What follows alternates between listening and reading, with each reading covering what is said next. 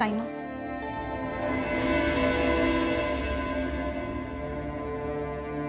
अल्लू, जेवणाची तयारी कर.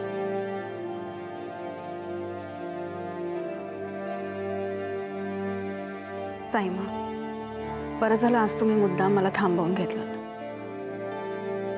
गुढीपाडव्यासारखा महत्त्वाचा सण मला तुमच्या सगळ्यांबरोबर सासरी साजरा करता आला. आता फक्त तुमच्या आशीर्वादाची गरज आहे.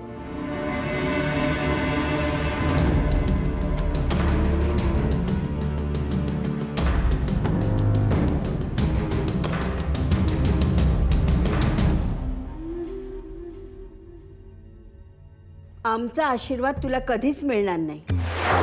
आमचा आशीर्वाद फक्त आमच्या घरातल्या माणसांना मिळतो. तू या सणात सामील झालीस म्हणजे आम्ही तुला स्वीकारलं असं नाही.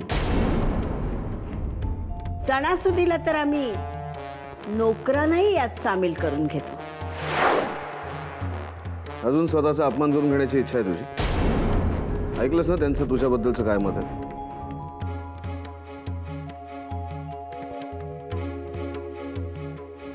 त्यांच्या लेकी माझं काही मत असलं तरी माझ्यासाठी त्या माझ्या सासूबाई आहेत. आणि एक ना एक दिवस त्या मला नक्की आशीर्वाद देतील, माझी खात्री आहे. त्या दिवसाची मी वाट पाहते. तो दिवस तुझ्या आयुष्यात कधीच येणार नाही.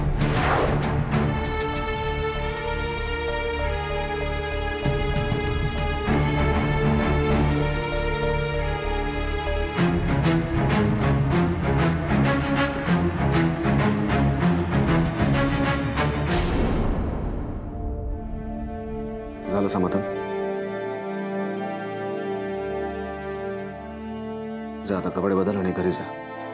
सगळेजण तिकडे तुझी वाट पाहतात. नाही विक्रम, माझं अजून एक महत्त्वाचं काम राहिलंय. ते झालं की मग जाईल.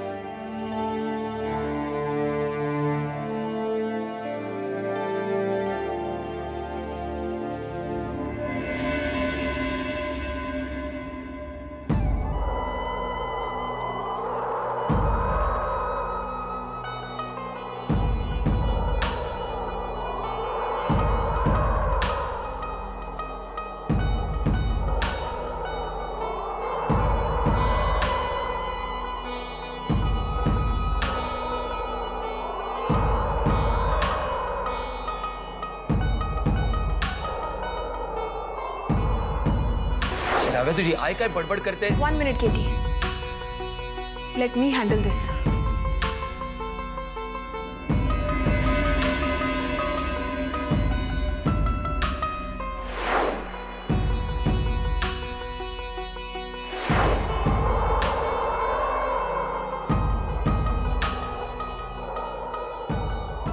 शेवटी मला जे वाटलं होतं तेच खरं ठरलं.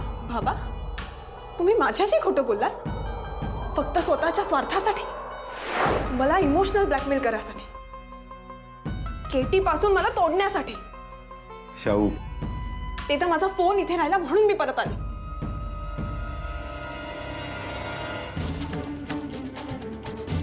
पण आता नाही येणार. पण हे सगळं तुम्ही मला का सांगता? माझा काय संबंध?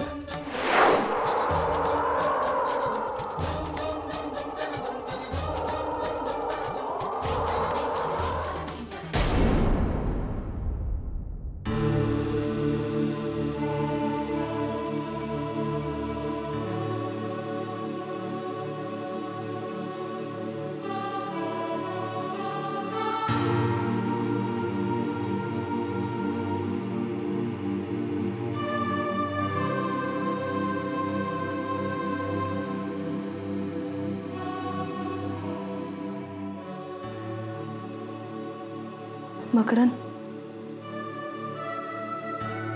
बराच वेळ झाला अभिलाषा आली नाही रे अजून. कुठे गेली ती? मला काहीच कल्पना नाही. मला तर आता काळजी वाटायला लागली. आधीच मनस्थिती ठीक नाहीये तिची, त्यात न सांगता गेलीये. उगाच काय पुन्हा अभिलाषा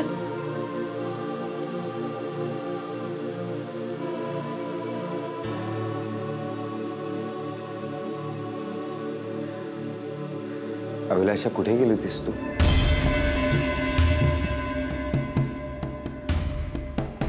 ह्या प्रकरणाची सुरुवात जिथून झाली शेवटही तिथनंच व्हायला हवा होता ना. केटीला भेटायला गेले होते. श्रावणी, हा विषय आजपासून माझ्यासाठी संपला. अभिलाषा ग, काय बोलतेस तू?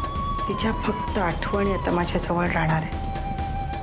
ज्या चुका श्रावूच्या बाबतीत झाल्या त्या अमोलच्या बाबतीत होता कामा नये.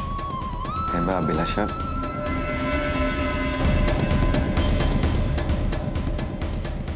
बरं झालं तू आलास. यापुढे तू हॉस्टेलवर जायचं नाहीस. अगं मॉम, मी इतक्यात नाहीच जाणार आहे हॉस्टेलवर. मी फक्त एक्झाम देऊन सुट्टीत इथेच राहायला येणार आहे. मी काय बोलते ते तुला कळलेलं दिसत नाही. यापुढे म्हणजे यापुढे कधीच तू हॉस्टेलवर जायचं नाहीस. अगं मॉम, मला कॉलेजची पुढची वर्ष नको आहेत का पूर्ण करायला?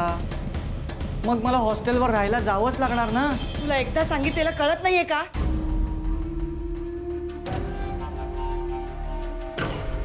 मॉम, डॅड, तुम्ही तरी सांगा ना मॉमला. मला आई म्हणते ते बरोबर आहे. आमची सगळ्यांचीच इच्छा आहे की यापुढे तू इथेच राहावंस.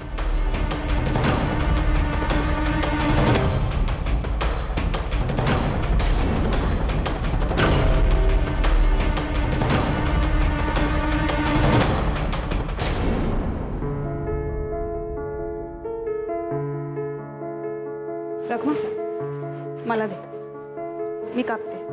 ताई, तुम्ही कशाला आलात? सायमनने पाहिलं तर. अगं तू काळजी करू नकोस, मी आहे ना. जा तू मला मदत कर, हे मी कापते. ताई, तुम्ही आधी बाहेर जा बरं. रखमा, सांगितलं ना मी आहे ना, तू काळजी करू नकोस. तो पालक चिरून दे मला.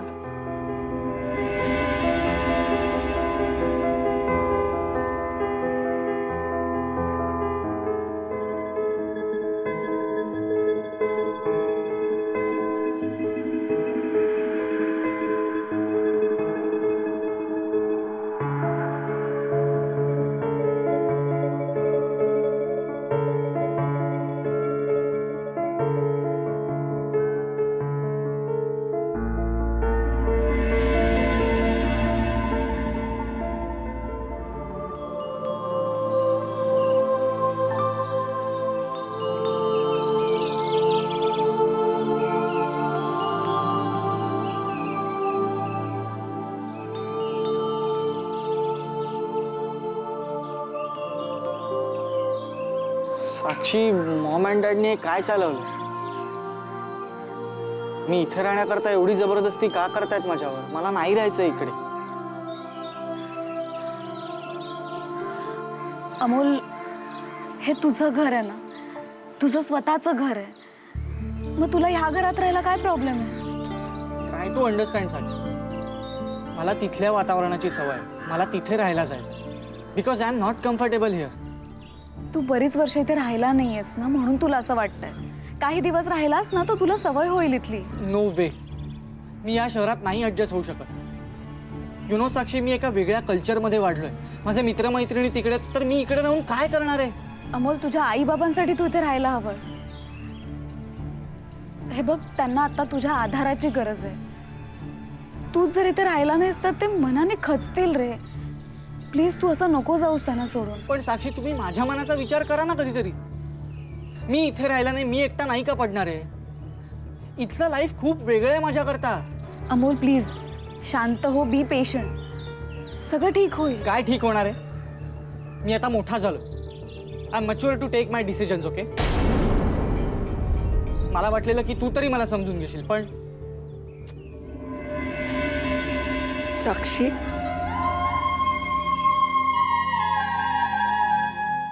गोदा काकू,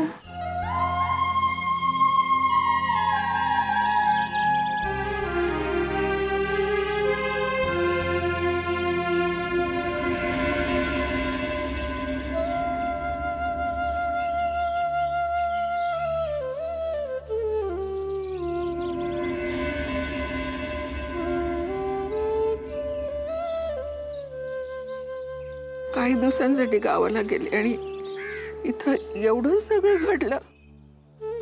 श्रावणी असं करेल असं वाटलं नव्हतं ग. समजलं तेव्हा धक्काच बसला.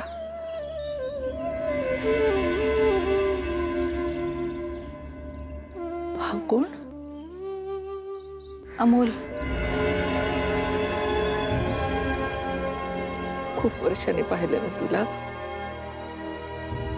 म्हणून नाव नाही आठवलं. कसं आहेस? बाकीची मंडळी कुठे आहेत? आता चला जाऊया.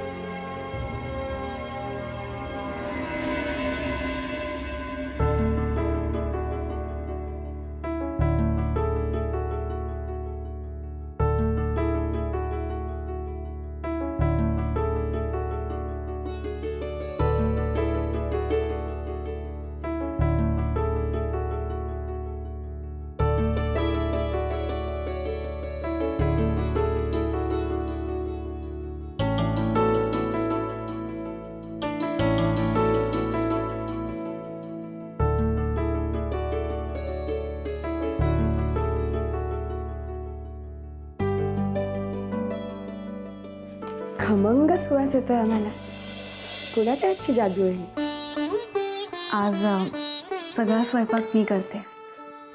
आलंय आमच्या लक्षात. वहिनी, आज पहिल्यांदाच सगळेजण माझ्या हातचं जेवणार आहेत. आणि खरंच आपल्या माणसांसाठी जेवण करण्यात वेगळाच आनंद असतो ना. ह्याच दिवसाची मी वाट पाहत होते. तुम्ही सांगा मला कसं झालंय? तू करतेस ना, छानच होणार. आणि तुम्हालाही काही खावंसं वाटलं तर मला नक्की सांगा. मी तुमचे सगळे डोहाळे पुरवीन. असं खरंच काही वाटत नाही अगं आम्हाला आज. असं कसं वहिनी? काहीतरी वेगळं खावंसं वाटत असेल ना. म्हणजे आंबट, तिखट, गोड. मला सांगा. नाही ग, खरंच सांगतोय आम्ही. असं काही नाही वाटत. आणि विक्रम भाऊजी कुठे आहेत का? वहिनी, विषय बदलू नका. खरंच सांगा मला काय खावंसं वाटतंय. मी सगळं बनवीन तुमच्यासाठी. तू जे प्रेमाने करून घालशील ना, तेच आवडेल आम्हाला. ठीक आहे. मग आता बघा, मी तुमच्यासाठी कसे वेगवेगळे पदार्थ बनवते. तुम्हालाही आवडतील आणि आपल्या बाळालाही आवडतील.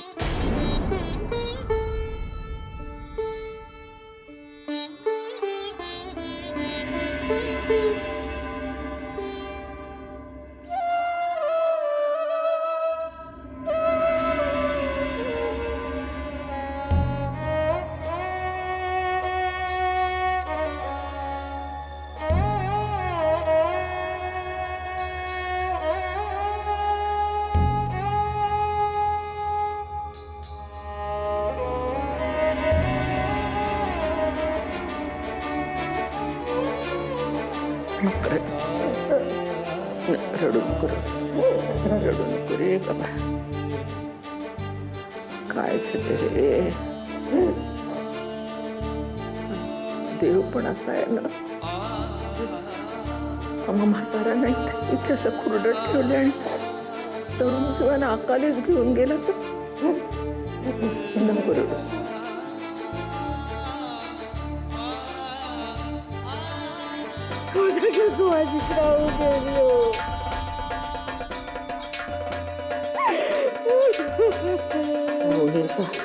आत्महत्या करण्याचा वेळेपणा करायला नको होता ग. त्याला मी जबाबदार आहे. माझ्यामुळे झालं बाई, असं स्वतःला दोष देऊ नको. हे बघ, तुला वाटत असेल ना ही तुझी चूक आहे, तर आता ती सुधारायला नको का? नको रडू ग बाई. तिला अरे बाबा, तुला खंबीरपणे आता उभं राहायला हवं ना. अरे जाणारा जातो, राहणाऱ्याला आपली कर्तव्य पार पाडावी लागतात. अमोलकडे बघ. अरे त्याला सांभाळा रे, त्याला सांभाळा. तुमच्या अमोलला जपा. तू सगळ्या परिस्थितीला खंबीरपणे तोंड द्यायला हवंस.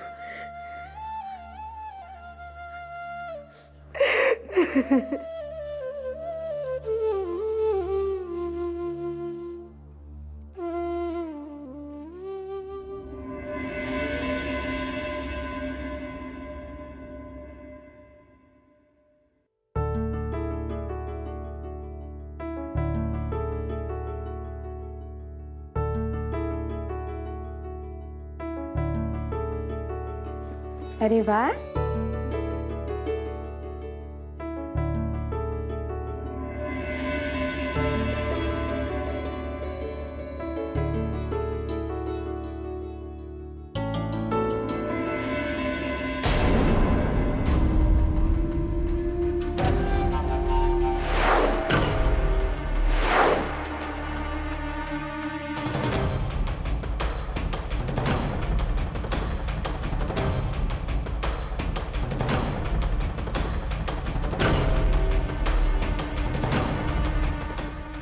थांब.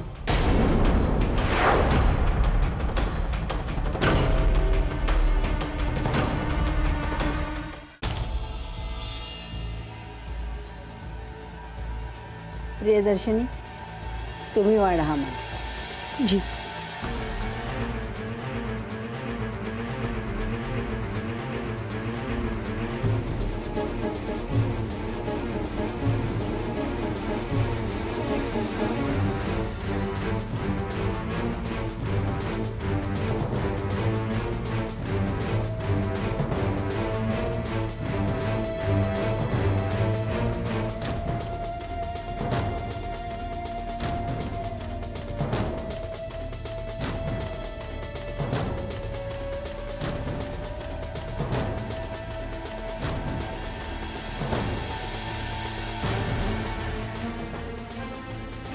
जेवण कसं झालंय सांगा.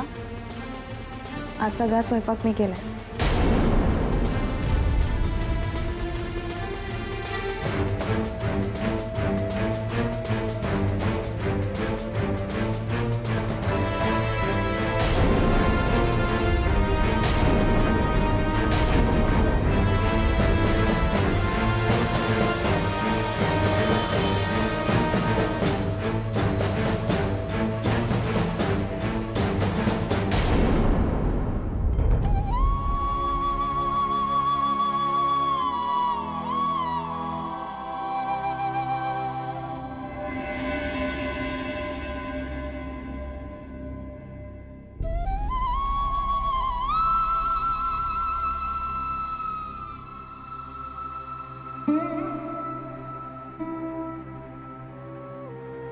तू उभी का आहेस? बस ना. नाही, तू जेव, मी नंतर बस. छान वास येतोय. छान झालाय स्वयंपाक.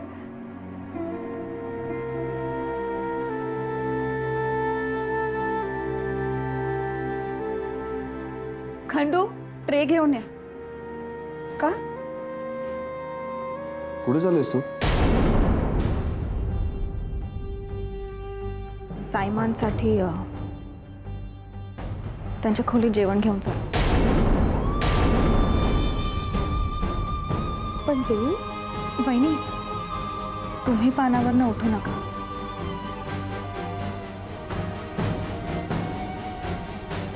तुम्ही जेव्हा मी आलेच.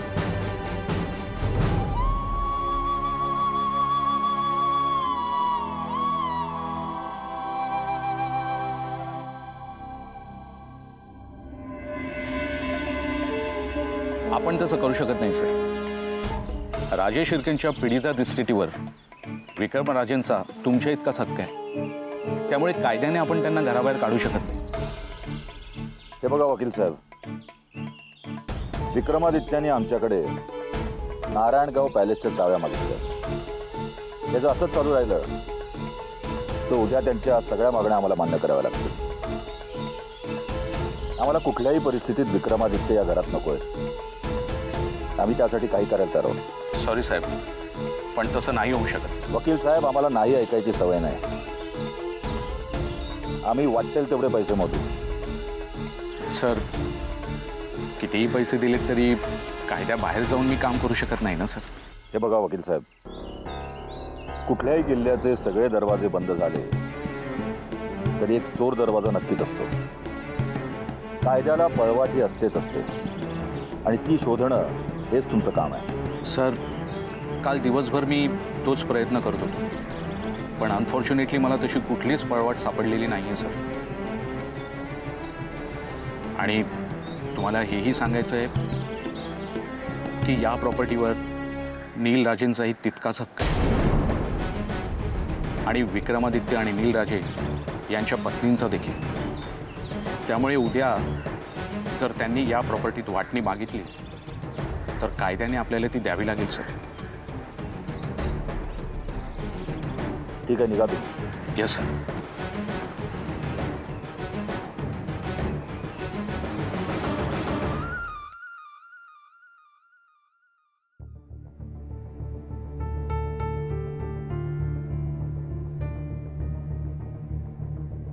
साईमा,